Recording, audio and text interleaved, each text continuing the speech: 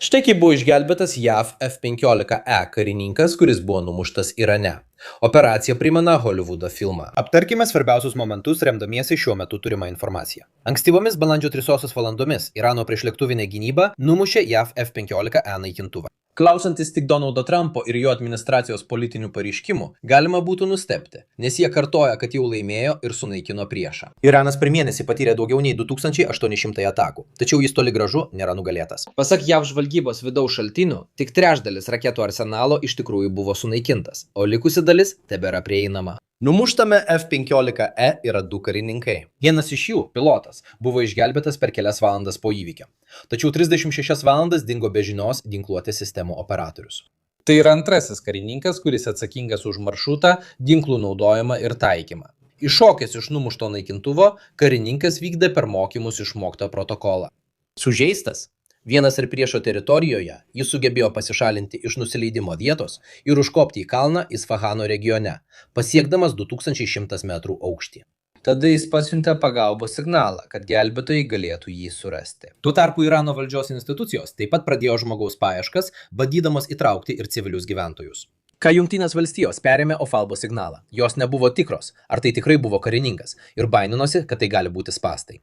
Todėl jie turėjo su juo susisiekti ir patikrinti jo tapatybę, užduodami klausimus ir laukdami atsakymų. Įsitikinus, kad tai tikrai buvo karininkas, 2 MC-130J lėktuvai nusileido netoliese, kur specialiųjų pajėgų komanda sraigtasparniais galėjo pasiekti karininką ir jį išgelbėti. Tuo tarpu aviacija toliau teikė oro priedangą, o Iranai toliau atakavo specialiosioms pajėgoms žemėje. Po susirėmimo MC-130J lėktuvai nebegalėjo pakilti. Jungtinės valstijos teigia, kad įvyko gedimas, o Iranai tvirtina, kad kaltas žemės drebėjimas. Tuo metu specialiosios pajėgos ir karininkas buvo evakuoti kitomis priemonėmis, o 2 MC-130J ir 4 sraigtasparniai buvo sunaikinti, kad nepatektų į priešo rankas. Gelbėjimo operacijoje dalyvavo šimtai žmonių ir daug technikos, iš kurių kai kurių buvo netekta. Operacija buvo įspūdinga, tačiau jos kaina labai didelė. Tai, kad JAV karininkui gelbėti panaudojo tiek išteklių, galima paaiškinti įvairiomis priežastimis. Toks personalas yra labai vertingas, nes jo paruošimui reikia metų ir nemažai išteklių. Be to, JAV karinė doktrina numato, kad nei vienas karys nebūtų paliktas likimo valiai.